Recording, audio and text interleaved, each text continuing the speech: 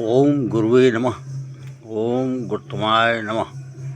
वंदे कृष्णम जगद्गुरु। सबका मालिक एक। ये मानव आकार एक पिंड के रूप में परम गुरुदेव श्री हरि के चरणों के कृपा से इस मानव पिंड द्वारा आवाज निकल रही है।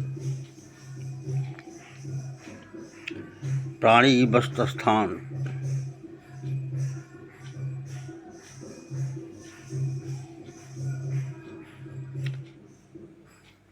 प्रत्येक प्राणी अनंत ब्रह्मांड में जगत से संबंधित ही प्राणी, जितने प्राणी उतने चेहरे,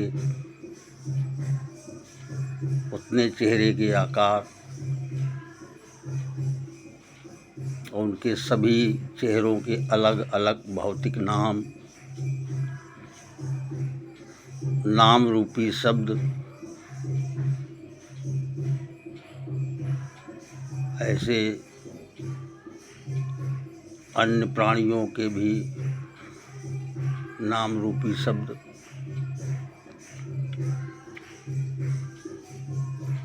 वस्तुओं के अनंत वस्तुएं हैं, अनंत वस्तुओं के अनंत नाम रूपी शब्द स्थान। पृथ्वी अनंत में टंगी है।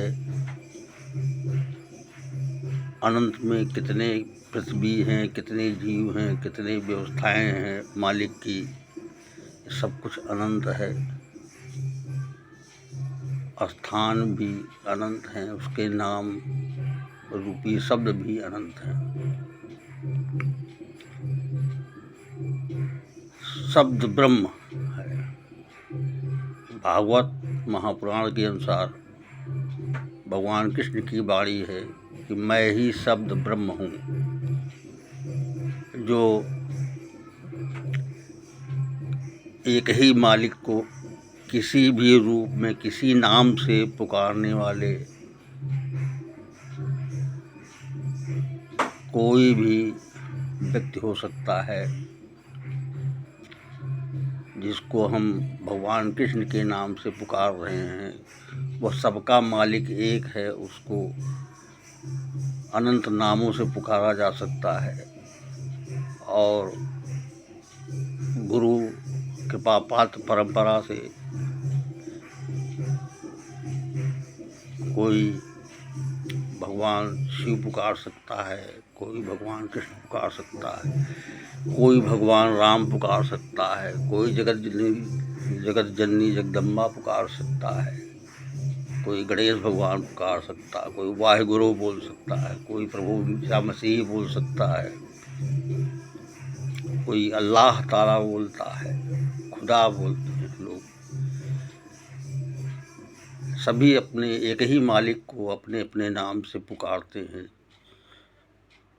सभी के चरणों में बारंबार कोटि कोटि नमन है। उसमें कोई भेद बुद्धि नहीं है। सबका मालिक एक, एक से अनंत है, अनंत से एक। इस भौतिक जगत में केवल अगर मनुष्य मानव देह को देखा जाए तो जब भी कोई नवजात शिशु का प्राकट्य इस संसार में होता है, वह निर्लेप निर्विकार अवस्था में ही रहता है। उसे जो भी सांसारिक बोध होता है, उसमें सबसे प्रथम स्तर पर उसकी दृष्टि खुलने पे आकार का ही उसको दर्शन होता है।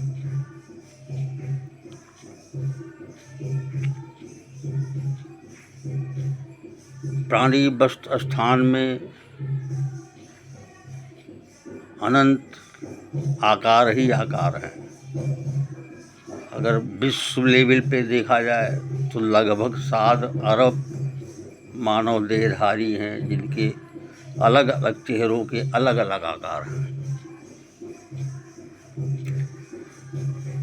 मानव देह ही है, सबका है, लेकिन आकार सबके अलग अलग हैं, चेहरों के आकार अलग हैं, अंगूठे के निशान में अंतर है, प्रत्येक मानव के आवाज़ में अंतर है,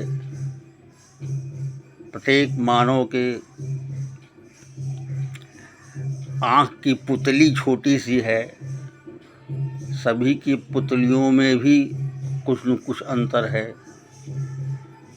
किसी भी मनुष्य का ना आवाज़ मैच करता है, ना उसका अंगूठा एक जैसा है, ना उसकी आँख की पुतली एक जैसी है, ना उसकी नासिका में कहीं न कहीं से अंतर मिलता है। उसके हाथ पाँव के बनावट में भी आप किसी का भी अनुभव कर सकते हैं, सब में अंतर मिलेगा। अंगूठा और आँख की पुतली, इसका प्रमाण तो आधार कार्ड बनाने में ही मालूम हो जाता है। आवाज़ का अंतर सभी में हम लोग बहुत दिनों बाद मिलने पे भी आवाज़ से ही पहचान लेते हैं कि अमुक व्यक्ति है ये। जिसका अनुभव साफ साफ किया जा सकता, किसी समय किया जा सकता है। हरि अनंत हरि कथा अनंता, कहाँ सुहें बहुविध सब संता। बिन सत्संग विवेक न होई, राम कृपा बिन सुलभ न सोई। भगवान का सब कुछ अनंत है। गुणगान लीला कथा सभी महापुरुष, पूज्य महापुरुष गण किसी भी परंपरा पंथ के हों, वो अपने अपने भावनाओं से, अपने अपने स्वाध्याय के आधार पे, अपने अपने गुरु कृपापात परंपरा से सभी भगवत चर्चा करते रहते हैं, मालिक की याद करते रहते हैं अपनी भाषा में। सब कुछ एक है, भेद बुद्धि होना उचित नहीं है।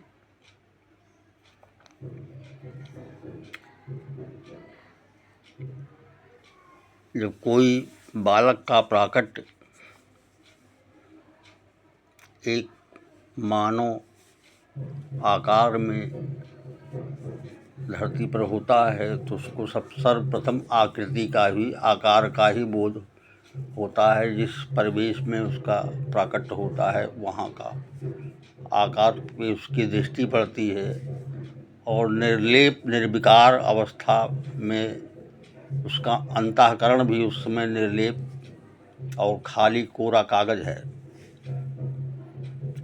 प्रथम दृष्टि में ही वो आकार का अनुभव करता है, फिर धीरे धीरे जब उसकी रोने की स्वतः की आवाज़ आती है तो वो आकार से ध्वनि का भी अनुभव कर लेता है। जो अनंत ऊर्जा मंडल से उसको सांस मिल रही है, उसको बनाने वाला भी कोई एक ही मालिक है, जिसको हम लोग भगवान, परमात्मा, अल्लाह, गॉड, वाहिगुरु किसी नाम से पुकारते हैं। सबका मालिक एक ही है। यहाँ अनंत आकार हैं, आकार ही आकार केवल है। शब्द ब्रह्म भगवान कृष्ण, शब्द भी आकार है। आ से लेके ज्ञा तक का जो हिंदी वर्णमाला है, किसी भी शिशु को उसके अध्ययन योग्य होने पर उसे आकार के माध्यम से ही छोटा आ से ज्ञा तक का ज्ञान कराया जाता है। या अंग्रेजी भाषा में एक ए आकार से जेड के आकार तक का बोध कराया जाता है। उन्हीं आकारों से शब्द बनते हैं और अनेकों भाषाओं में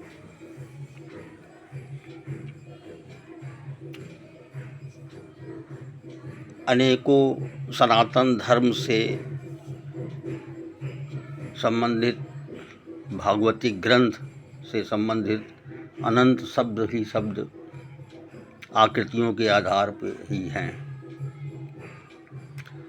भौतिक जगत की जितनी भी शिक्षा प्रणाली है, अनेकों विषयों से संबंधित जो भी पुस्तकें हैं, उनमें जो भी शब्द हैं वो सब आकार से ही आकार ही आकार हैं। शब्द कोई भी हो उसमें आकार ही है। जो भौतिक जगत में हमें आकार का ही बोध कराया जाता है, जन्म के बाद थोड़ा सा भी समझदारी आने पे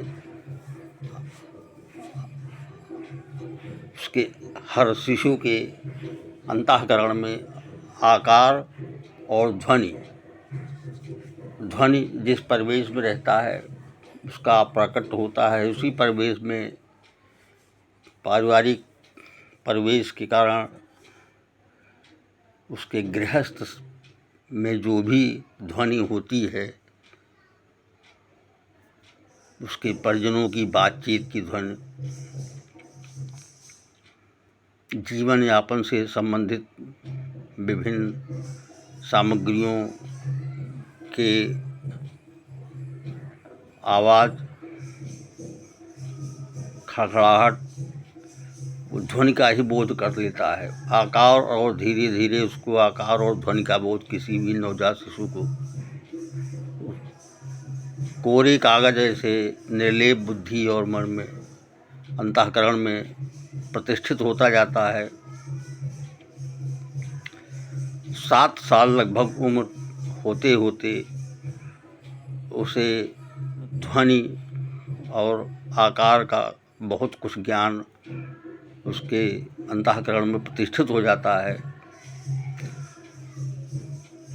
केवल सुनते ही सुनते, देखते देखते, सुनते ही सुनते किसी भी नवजात शिशु को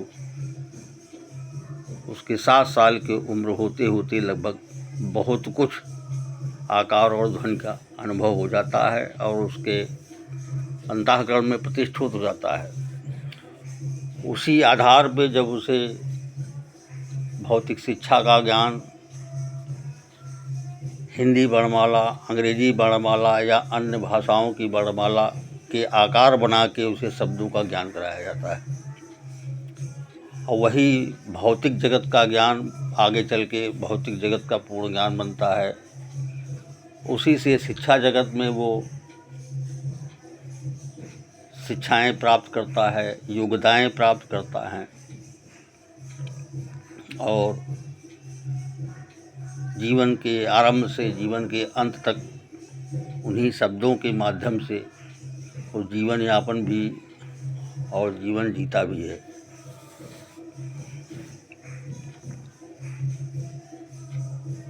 शब्द अबोध बालक केवल रोता है, रोने की आवाज़ निकालता है। जब सीखता है तो शब्द में परिवर्तित होता है। वाणी है, शब्द वाणी से है। वाणी हमारी सर्वोच्च कर्मेंद्रिय है। वाणी का नियंत्रण मनुष्य जीवन के लिए, उसके अंतिम जीवन के लिए अमृत है। संयमित वाणी, नपी तुली वाणी, आवश्यक वाणी ही उपयोग में लाना बहुत ही जीवन के लिए अमृत है।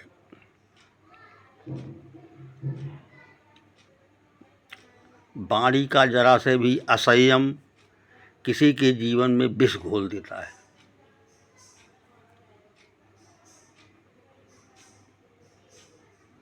हमारे पूज्य महापुरुषगण सनातन धर्म से संबंधित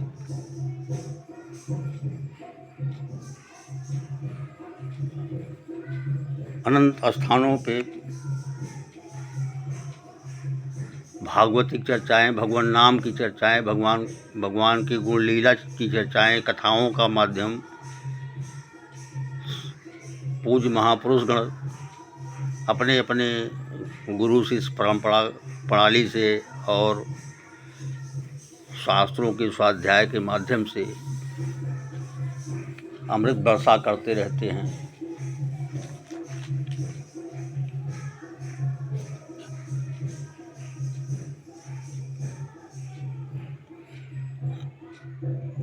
बिन सत्संग विवेक न होई, राम कृपा बिन सुलभ न सोई।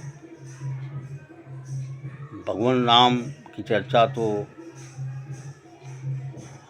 ऐसा लगता है कि हर जगह होती ही रहती है, लेकिन भगवान की कृपा होने पे ही श्रवण इंद्रियां अनेकों स्थानों पे चर्चा होते हुए उस पे ध्यान आकृष्ट नहीं हो पाता है। वो अगर भगवत कृपा होती है, भगवान नाम के प्रति श्रवण इंद्रिय कान का आकर्षण बढ़ जाता है और भगवान की कृपा होने पे ही उसे सद्गुरुदेव भगवान पूज्य संतों का दर्शन का सौभाग्य प्राप्त होता है, जो किसी भी मनुष्य के जीवन में कल्याण का परम उद्देश्य।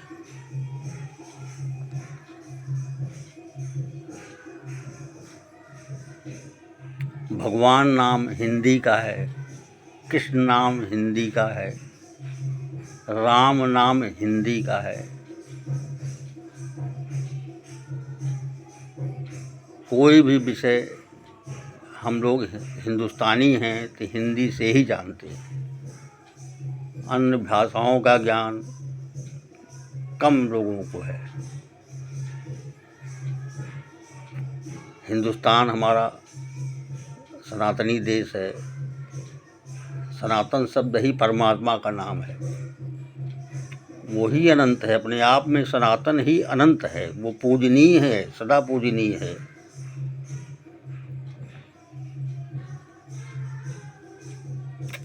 अनंत शब्द हैं, जैसे समुद्र में बूंदें अनंत हैं। बूंदों की संख्या का आंकड़ा कोई नहीं दे सकता है। समुद्र के बूंदों का संख्या का आंकड़ा कोई नहीं दे सकता है संसार में। वैसे शब्दों की संख्या का आंकड़ा भी कोई नहीं दे सकता है। ना ही आंकड़ा दे सकता है और ना ही अपने को सर्वज्ञाता बता सकता है। अनंत भाषाएं हैं, यहाँ अनेकों भाषाएं हैं, अनेकों पुस्तकें हैं, अनेकों ग्रंथ हैं। भौतिक जगत के सृजन पालन संहार से संबंधित उनके प्राणी वस्तु स्थान में अनंत पालन पोषण संहार से सृजन संबंधित शब्द सब कुछ अनंत है। भाषाएं अनेक हैं। कितने शब्दों का किसको ज्ञान है वो अपना आकलन स्वतः ही कर सकता है। इसीलिए पूज्य महाभागवत गोस्वामी जी ने अपने श्री रामचरितमानस पाठ के बालकांड के 26वें दोहे में एक चौपाई उनकी रचना की है। न ही कलि करम न भगत विवेकु, राम नाम अवलंबन एकु। काल नेम कलि कपट निधानु, नाम सुमति समरथ हनुमानु। मतलब कलयुग में न कर्म है, न ज्ञान है, न भक्ति है। हम कर्म में भी जीरो हैं, भक्ति में भी जीरो हैं, ज्ञान में भी जीरो हैं। इसलिए कि कर्म भी अनंत है। सर्वोच्च कर्म भगवान नाम है, जो 24 घंटे का निरंतरता ही उसका प्रमाण है। अगर हम 24 घंटे में कितना निरंतरता भगवान नाम का, कितना चिंतन 24 घंटे में भगवान नाम का हमारे अंदर हो रहा है, तो वो उसी हमारी स्थिति ही बन सकती है और उसका कोई पैरामीटर और मापी नहीं है, ना कोई आंकड़ा है। इसलिए वाणी कर्मेंद्री है, मन भगवान स्वतः ही हैं। ओम मनवे नमः भगवान का नाम है। जब सर्वोच्च कर्मेंद्रीय वाणी है और मन चित्त से जुड़ा होता है और चित्त चिंतन करने वाला जब है, तो 24 घंटे में हमारे अंदर कितना भगवत चिंतन या वाणी से भगवान नाम हो रहा है, वही उसकी स्थिति है। किसी की भी स्थिति है। ऐसा प्रतीत होता है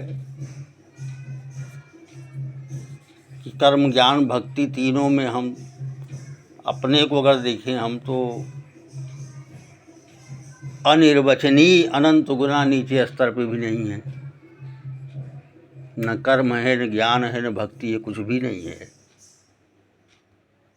मात्र एक श्वास है, जो श्वास छोड़ते समय आसानी से अनुभव किया जा सकता है।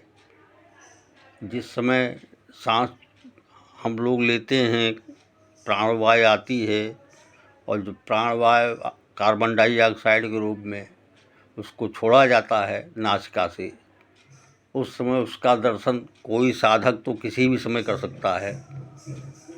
लेकिन सामान्य व्यक्ति भी अगर अपनी आँख से ही देखना चाहे अपनी सांसों को, तो जाड़े में इसका अनुभव, कठोर जाड़ा पड़ रहा हो तो सांस छोड़ने का अनुभव आपको उस समय हो जाएगा, जिस समय भाप के रूप में वो सांस निकलती है। और भाप का दर्शन करिए और उसको देखिए कहाँ जा रहा है वो, तो आपको लगेगा कि ये सांस सीधा अनंत ब्रह्मांड में समा गई। सारा खेल भगवान का सांसों के माध्यम से है। उसी माध्यम से भगवान प्राणवायु भेजते हैं। भगवान का नाम भी ओम प्राणाय नमः है, ओम प्राणदाय नमः है। भगवान प्राण भी हैं, भगवान प्राण देने वाले भी हैं। भगवान का नाम भी प्राण है और भगवान देने वाले प्राण से अलग भी हैं।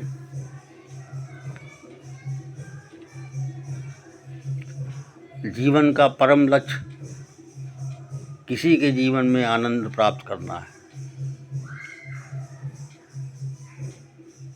भगवान का नाम ओम आनंदाय नमः है, ओम गोविंदाय नमः है, ओम जीवाय नमः भी है। सब कुछ तो भगवान का नाम ही नाम है। प्राणी वस्तु स्थान में अनंत आकार, अनंत नाम रूपी शब्द, शब्द ब्रह्म भगवान, सबकी पहचान यहाँ भगवान से ही है। बाकी किसी की कोई पहचान नहीं है।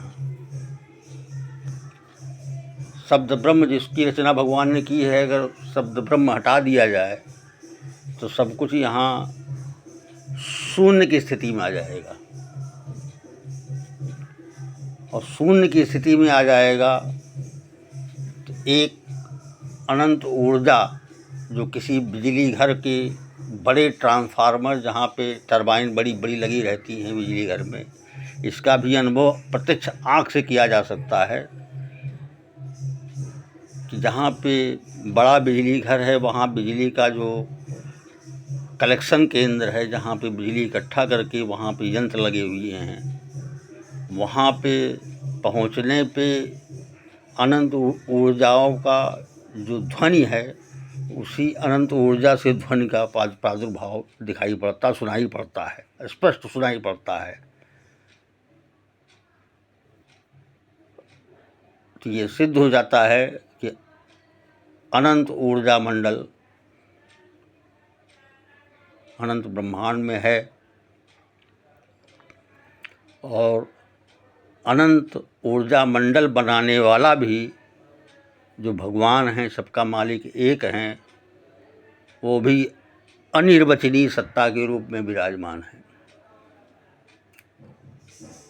जिनको न कोई वाणी से व्यक्त किया जा सकता है, न उनको कर्म ज्ञान भक्ति के माध्यम से कुछ भी नहीं समझा जा सकता है। वह जितना कृपा जिस पे कर दें, वह कृपा वह कुछ जितना वो अनुभव कर सकता है, कोई भी व्यक्ति कर सकता है। भगवत कृपा ही सर्वोच्च है।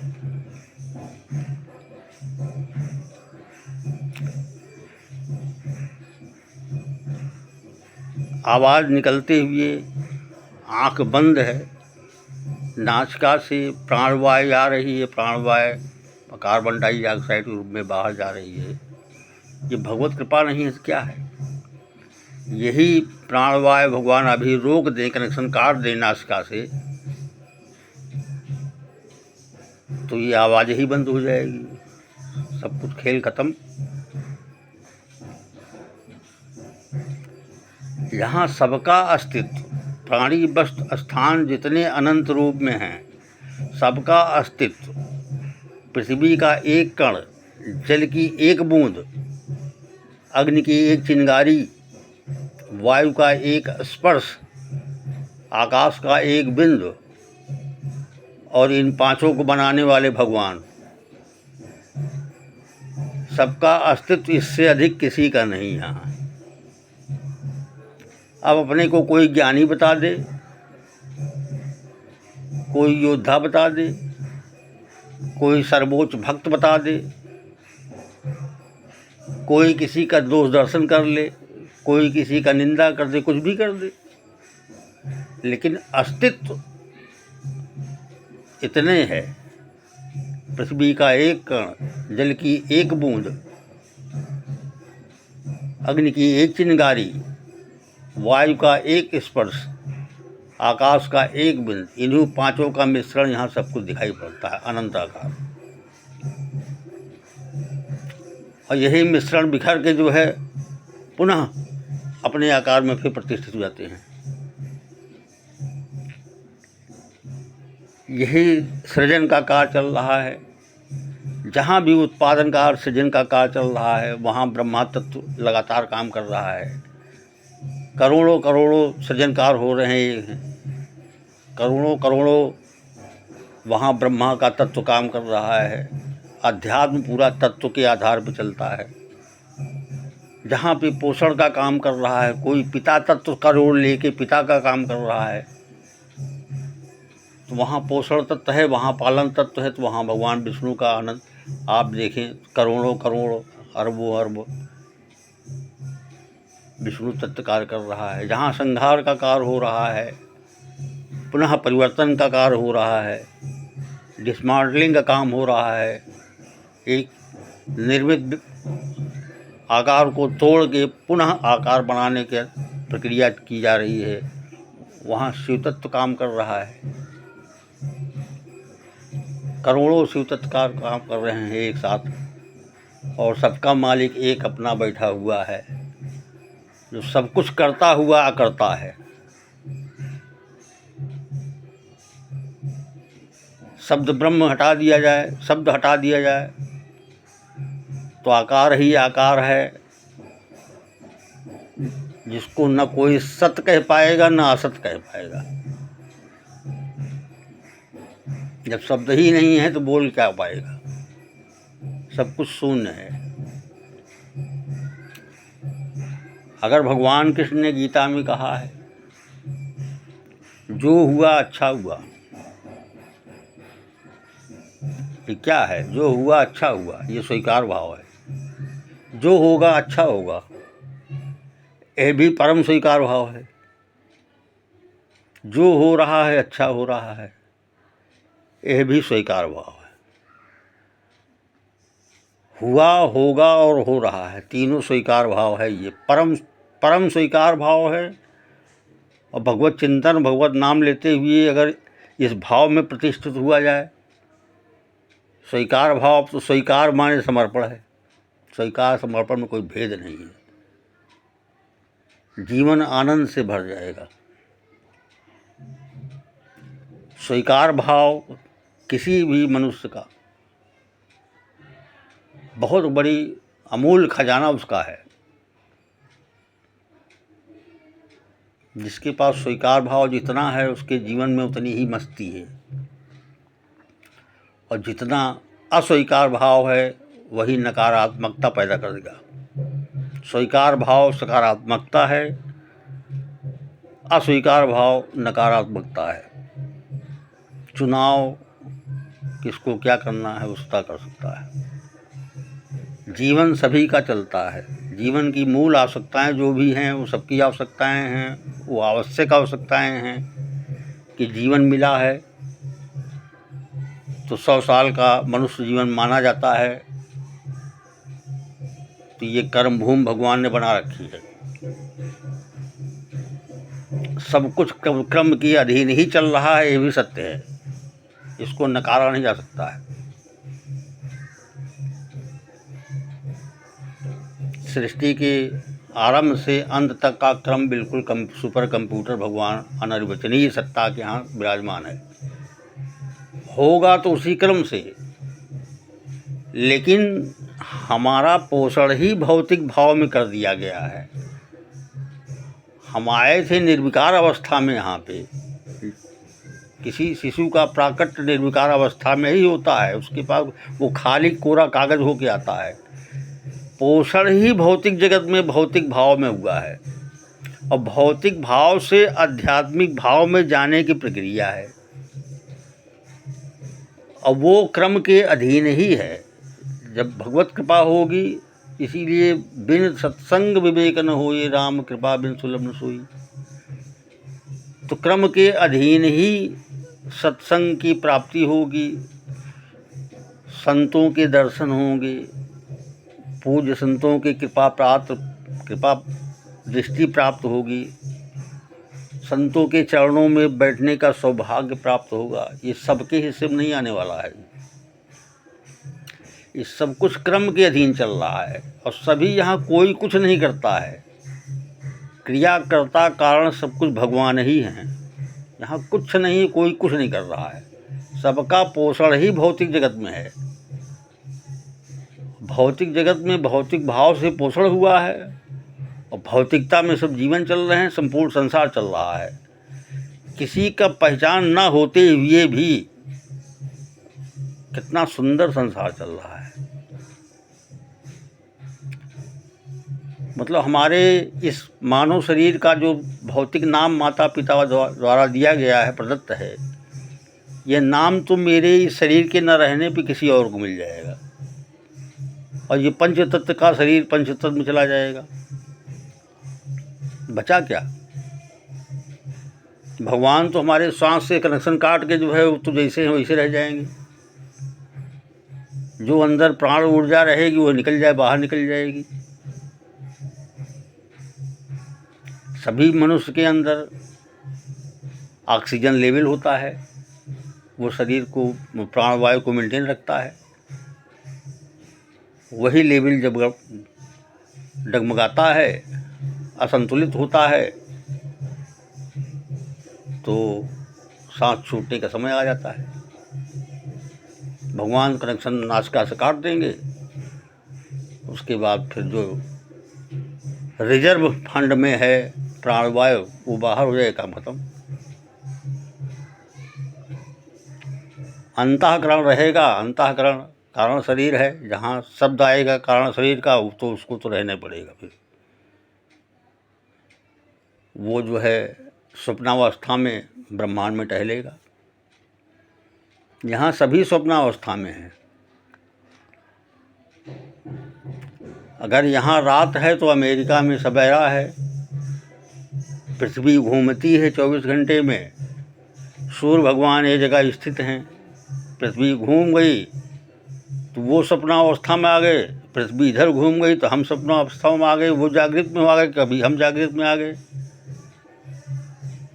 सच्चाई तो ये है कि 6 घंटे जो निद्रा है और 18 घंटे जो जागृत है ये भी स्वप्न है। इसी स्वप्नावस्था को सुंदर बना दिया जाए भगवान नाम के बल पे, गुरु कृपा द्वारा, और अपने कर्तव्यों का निष्ठापूर्ण कठोर कर्तव्य पालन, मर्यादित आचरण जो केवल व्यक्तिगत मेरे लिए है, आचरण किसी का भी पवित्र होना जो शास्त्रीय विधान है, संवैधानिक नियम है, वो सबके लिए आवश्यक है, लेकिन वो केवल मेरे लिए है, ये हमारा अनुभव बोलता है। नियंत्रित आहार, नियंत्रित आचरण वो केवल मेरे लिए है। केवल माता पिता और पूज्य सद्गुरुदेव भगवान को ये अधिकार है कि भागवतिक उपदेश कर सकते हैं, या माता पिता हमारे हित के लिए कोई उपदेश कर सकते हैं। बाकी इसके अतिरिक्त किसी को कोई अधिकार नहीं है। सारा नियंत्रण हमें स्वतः अपने लिए, अपने से करना है।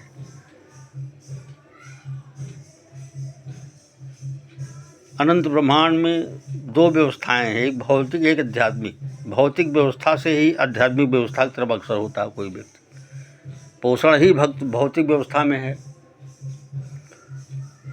यहाँ पुत्र ही सभी हैं, सब पुत्र हैं यहाँ। पिता का एक रोल है, पिता का रोल है, परम पिता भगवान स्वतः हैं। पिता के क्रम में बढ़ा जाएगा तो परम पिता आ जाएंगे, परमेश्वर।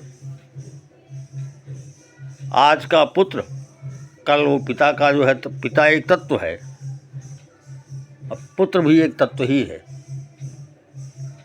पिता पुत्र प्रणाली ये भौतिक जगत में चलती है, गुरु कृपा पात्र प्रणाली ये आध्यात्मिक जगत में चलती है। परम गुरु जिसको ओम गुरुत्माय कहा जाता है, वो भगवान कृष्ण सबका मालिक एक ही है।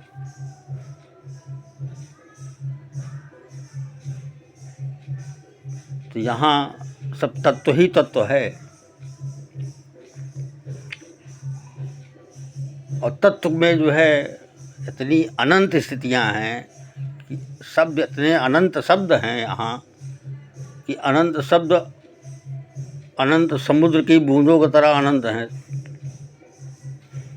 इसमें गोता लगाओ भवसागर में कोई पार नहीं पा सकता है, कोई नहीं पार पा सकता है, ये तो बिल्कुल पक्का है। गोस्वामी जी की चौपाई बिल्कुल यथार्थ है। नहीं कल कर्म न भगत विवेकु, राम नाम अवलंबने एको, काल नेम कल कपट निधानु, नाम सुमति समरथ हनुमानु।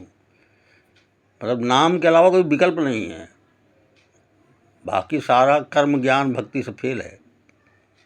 भगवान नाम की निरंतरता का प्रयास, केवल प्रयास, क्या हो पाएगा ये तो भगवान जाने, लेकिन प्रयास करना, विवेक है तो प्रयास करना। विवेक भी मिलेगा वहीं से, इसलिए बहुत विवेकवान पुरुष, बहुत योग्य पुरुष, बहुत 3 विषय में PhD होल्डर, बड़े बड़े पदाधिकारी, बड़े बड़े पदासीन पलक झपकते दुर्घटना के शिकार हो जाते हैं, सारा विवेक फेल हो जाता है। इसका मतलब सब कुछ क्रम के अधीन ही है, क्रम को नकारा नहीं जा सकता है। क्रम के अधीन सब अपना कार्य कर रहे हैं।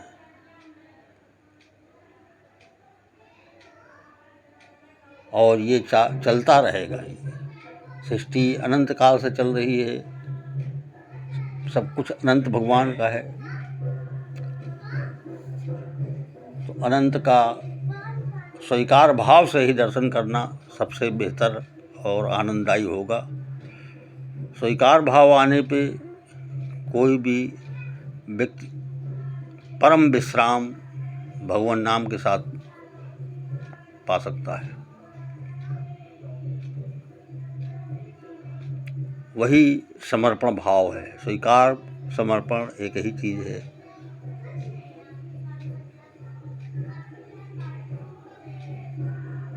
स्कंद पुराण में वो एक उल्लेख मिलता है, भगवान राम ने हनुमान जी को एक ही शिक्षा दिया है, केवल दोष दर्शन से बचने का शिक्षा और अपनी आत्मा में रमण करने की शिक्षा। ये शिक्षा भगवान राम ने भगवान हनुमान जी महाराज को दिया है। हरि व्यापक सर्वत्र समाना, प्रेम से प्रकट होए में जाना। अनंत में या तो हरि दर्शन होगा या तो दोष दर्शन होगा, दो में से एक ही होगा। दोनों दर्शन एक साथ किसी को हो ही नहीं सकता।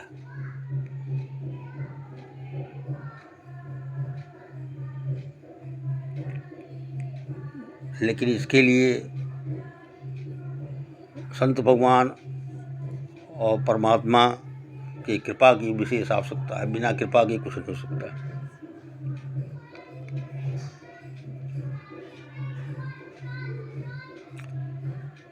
आचरण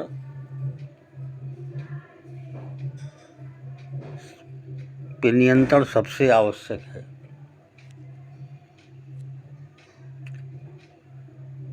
जब बच्चा अबोध होता है तो माता पिता के संरक्षण में रहता है वो, और जिस परिवेश में उसका पालन पोषण होता है वही उसका ध्वनि और आकार से संस्कार बनता जाता है। यदि नवजात शिशु को मधुर ध्वनि से 1 घंटे या आधा घंटा जहाँ भी बच्चा लेटा है सोया है उसके अगल बगल, आजकल मोबाइल युग है, कोई भी भागवतिक चर्चा भजन अगर बच्चे के जन्म से ही उसके बगल में रखा जाए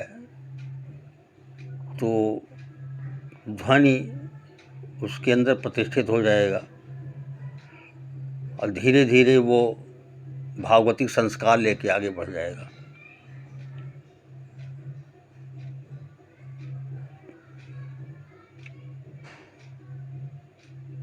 मोबाइल युग है, मोबाइल की बहुत सुंदर उपयोगिता तो यही अच्छी लगती है कि नवजात शिशु को संस्कार देने के लिए वाणी की आवश्यकता नहीं है। कोई भी मोबाइल लेके बच्चा सो रहा है, बच्चा जग रहा है, उसके 10 फीट दूर पे एक मधुर आवाज़ लगा के कोई भजन कीर्तन सत्संग का वीडियो आधे घंटे 1 घंटे उसके पास 10 फीट दूरी पे मधुर आवाज़ में जो बच्चे के कान में हल्की ध्वनि सुनाई पड़े तो निश्चित रूप से वो जो है संस्कारी बच्चा होगा आगे चल के। नहीं तो 12 साल जब किशोरावस्था की शुरुआत होती है वहाँ से 20 साल पहुँचते तक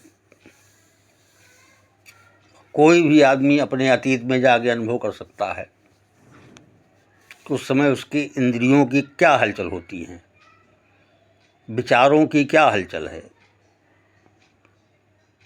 उसको हर माता पिता को ध्यान रखना चाहिए।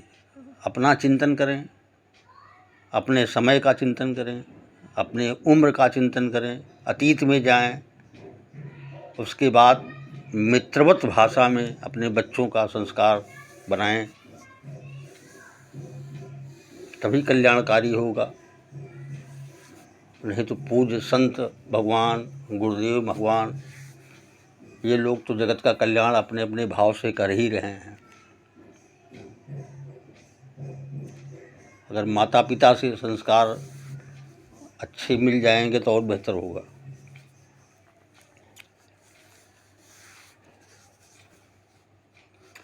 विचारों की भिन्नता है। अगर विश्व की आबादी लगभग 7 अरब की है तो 7 अरब मानव चेहरे हैं और सबके अंगूठे में अंतर, आँखों की पुतलियों में अंतर, आवाज़ में अंतर।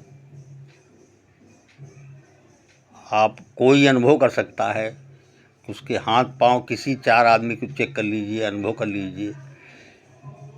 हाथ पांव दिखता सबका एक जैसा है लेकिन अंतर मिलेगा। पूरे शरीर की संरचना में ही अंतर है कहीं न कहीं से। विचारों में अंतर है ही है। अगर 7 अरब लगभग चेहरे हैं तो 7 अरब विचार भी हैं और सभी में अपने विचारों को श्रेष्ठ समझने की प्रवृत्ति बिल्कुल प्रतिष्ठित है। इसका अनुभव कोई भी व्यक्ति बहुत आसानी से कर सकता है। जब भी कोई दो व्यक्ति आपस में बात कर रहे हों, किसी विषय पर चर्चा कर रहे हैं, भौतिक या आध्यात्मिक, और तीसरा उसको जानने वाला वहाँ पे आया तो मुश्किल से 10-20 सेकंड के अंदर ही वो अपनी बात कहना शुरू कर देगा। बिना पूरी बात सुने ही अपने विचारों को व्यक्त करना शुरू कर देगा वो, और अपने विचारों को श्रेष्ठता का ही वो प्रदर्शन करना चाहेगा। वो अगर 10 मिनट बाद चौथा आ गया तो चौथा भी 10-20 सेकंड बाद वो भी शुरू हो जाएगा उसी में। वो भी अपने विचारों को व्यक्त करना शुरू कर देगा और अपने विचारों को श्रेष्ठ चर्चा करने के प्रदर्शन करना शुरू कर देगा। पांचवा आएगा वो भी वही करेगा, भले वो आपसी मित्र हैं। अगर बहुत कोई गंभीर व्यक्ति आ गया तो हो सकता है 2 मिनट सुन ले वो, लेकिन उसके बाद वो भी बोलेगा। कोई बहुत गंभीर व्यक्ति भी है और 4 आदमी की चर्चा चल रही है तो वो जाएगा तो गंभीरता के कारण, उसका स्वभाव गंभीर है तो वो 2 मिनट, 3 मिनट, 5 मिनट तक बैठ के चुपचाप सुन भी सकता है, ऐसे धैर्यवान हैं। लेकिन निश्चित है कि उसको भी अपने विचारों को व्यक्त करना ही करना है और श्रेष्ठता का प्रदर्शन भी करना है। इसका अनुभव कोई कर सकता है। खुद अनुभव करिए, अपने से अनुभव करिए, सब दिखेगा।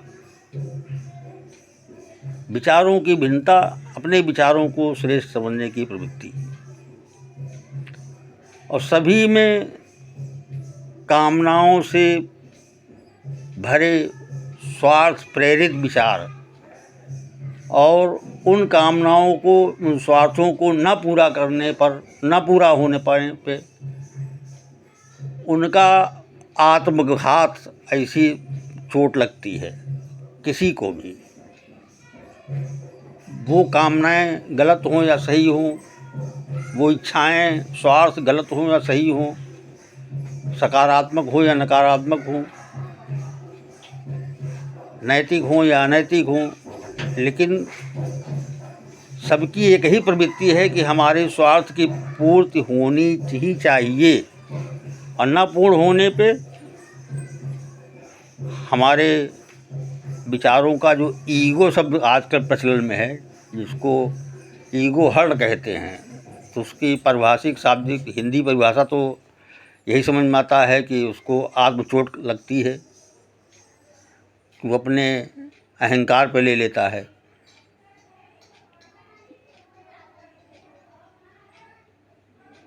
और यही टकराव पूरे समाज में, परिवार में, मोहल्ले में, संसार में, यही विचारों का ही टकराव चल रहा है।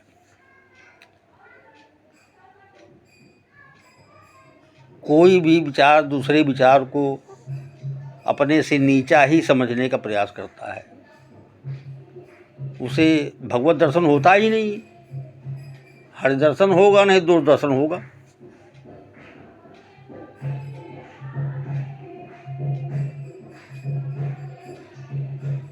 चर्चा तो ऐसी होती है कि ज्ञान बहुत है, लेकिन 24 घंटे में निरंतरता जहाँ है वहीं तो ज्ञान असली तो वही है। जहाँ भगवान नाम का निरंतरता है, चिंतन है, वहाँ और ज्ञान की आवश्यकता नहीं है। कोई भाषा हो, भगवान सर्वज्ञ हैं, सारी भाषा समझते हैं। जब शब्द ब्रह्म ही वही हैं, भगवान कृष्ण ही शब्द ब्रह्म हैं, तो उनको जिनके द्वारा शब्द बनाए गए हैं, शब्दों की रचना की गई है, शब्दों का अर्थ व्याख्या भी की गई उन्हीं से, तो सब कुछ उन्हीं का है। तो उसमें भगवान से बढ़ के यहाँ कौन हो सकता है? बहुत बड़ा ज्ञानी बन गया कि हम ज्ञानी हैं, हम सबसे बड़े ज्ञानी हैं, ये तो हमारा अहंकार हो जाएगा फिर तो। जो जिस भाषा में भगवान का भजन कर रहा है, चर्चा कर रहा भागवती, वो सब पूजनीय हैं। उस पर तो कोई टिप्पणी होना संभव ही नहीं है। सबका मालिक एक, उसको मानने वाले अनंत हैं। अपनी भाषा में, अपने भाव में जो मानता है वो अच्छी बात है, उसमें क्या दिक्कत है? वो सब पूजनीय हैं।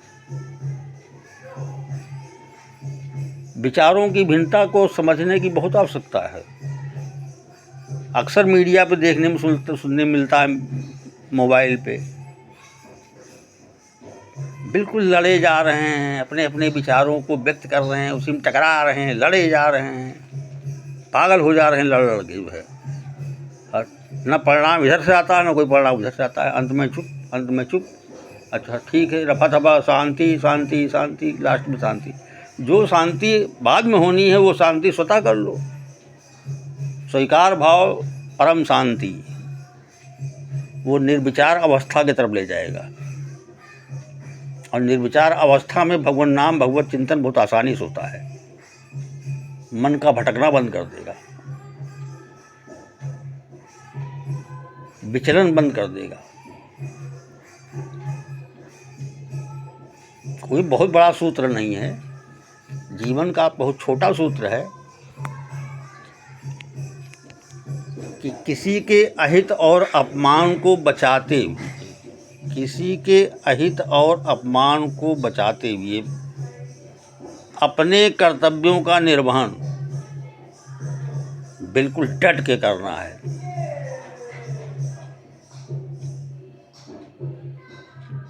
निश्चित रिजल्ट आएगा।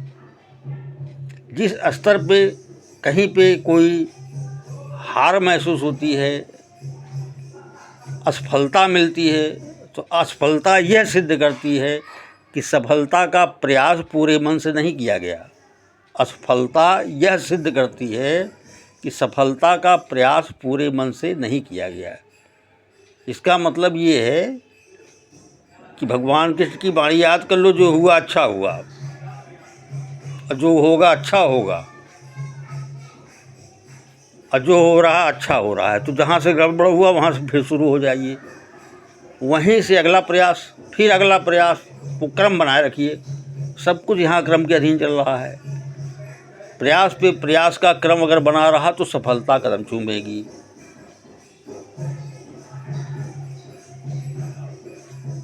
इच्छाएं सबकी अनंत हैं, कामनाएं सबकी अनंत हैं।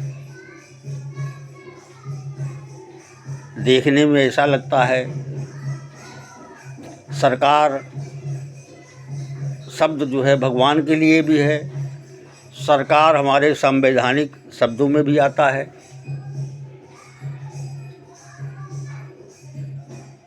तो भगवान के पार्षद बन के सरकार में जो भी हैं वो भी जनहित का ही कार्य करते हैं,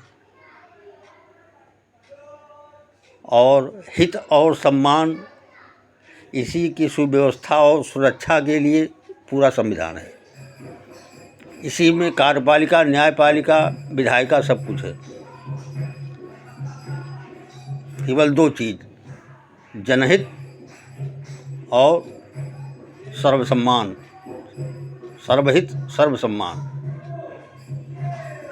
पूरा संविधान इसी से संबंधित है। और सब कुछ चल रहा है, न्यायपालिका भी चल रही है, कार्यपालिका चल रही है, विधायिका भी चल रही है, अनंत काल से चल रही है। जब कभी राजा की व्यवस्था थी, राजा उस हिसाब चलती थी। इसका मतलब जो आज है वो पहले भी था, वो आगे भी रहेगा, और सब कुछ क्रम के अधीन है। संत भी पहले थे, पूज्य संत आज भी हैं, कल भी रहेंगे।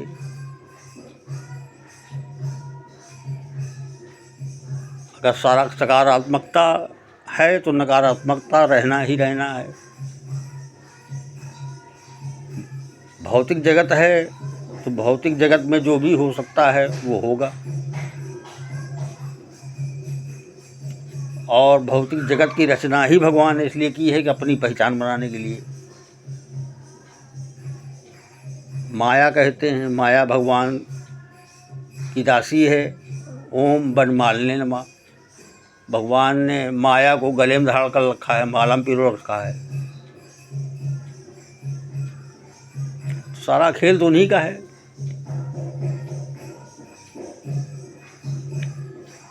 विचारों की भिन्नता और अपने विचारों में सर्वश्रेष्ठ होने की प्रवृत्ति ये रचना में है। ये इससे सिद्ध हो जाता है। आँख की पुतली में अंतर, छोटी सी पुतली अरबों आदमी की पुतली में अंतर, अंगूठा छोटा सा उसमें अरबों आदमी का अंगूठा अंतर, आवाज़ सबकी अंतर, सब में अंतर। बॉडी पे पूरी शरीर देख लीजिए, कहीं चेक करिए, कहीं अनुभव करिए, दो चार आदमी आपस में मिलके, सब में अंतर दिखेगा। रचना एक टाइप की मिलेगी लेकिन अंतर मिलेगा। तो जब सब में अंतर है, विचारों में भी अंतर है। इंद्रियां 10 हैं, 11 हैं मन सहित, तो सब में वही हैं, लेकिन सबकी स्थितियां अलग हैं, सबके विचार अलग हैं, सबके सोचने की तरीके अलग हैं, और अपने अपने तरीके से सर्वश्रेष्ठ सामने मानने की प्रवृत्ति भी सब में है। तो जब सभी का सर्वश्रेष्ठ है तो स्वीकार भाव के अलावा कोई विकल्प नहीं। परम शांति के लिए स्वीकार भाव ही परम शांति दे सकता है।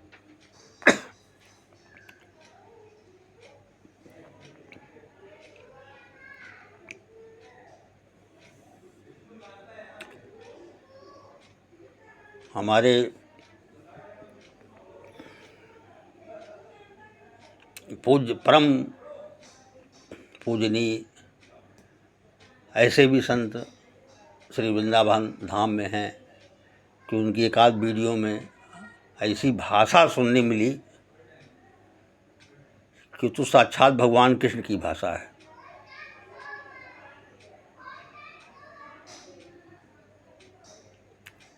ऐसी भाषा वीडियो में मिली कि मैंने कपड़ा ही इसीलिए पहना है कि जन कल्याण हो। मैंने कपड़ा ही इसलिए पहना है कि जन कल्याण हो। इसका मतलब क्या है? कपड़ा पहनने वाले मैं माने भगवान कृष्ण की बात कर रहे हैं। ऐसे अवतारी महापुरुष हैं जहाँ पे इस संसार में, इस भारत देश में सनातन हमारा प्राण है, और सनातन को बचाने के लिए ऐसे महापुरुष यहाँ पे हैं उपलब्ध, जो भगवत अवतार में हैं। वो सब राधा कृष्ण के स्वरूप ही हैं। उनकी भाषा ही समझ में किसी को नहीं आ सकती है आसानी से। वो क्या बोल जाते हैं वो तो हृदय छूने वाली बात हो जाती है। अब उनकी कृपा के बगैर वो आवाज़ भी नहीं अंदर प्रवेश कर पाएगी, श्रवण इंद्रियाँ वहाँ जाएंगी नहीं, बुद्धि वहाँ जाएगी नहीं। मैंने कपड़ा इसीलिए पहन रखा है सबका कल्याण हो जाए, नहीं तो हमें तो कोई आवश्यकता नहीं, हम तो भजन करके पार हो जाएंगे। मैंने कौन है मैं? जिस मैं की बात भगवान कृष्ण भी बोलते हैं तो वो भी मैं शब्द का इस्तेमाल करते हैं, सब कुछ मैं हूँ। और मैं का संबोधन भगवान कृष्ण हमारी श्री जी राधा रानी प्यारी के लिए करते हैं। बड़ी रहस्यमयी रचना है। बिना हरि गुरु कृपा के संभव नहीं है कुछ भी। शेष आगे। ओम गुरुवे नमः, ओम गुरुत्वाय नमः, वंदे कृष्णम जगद्गुरु।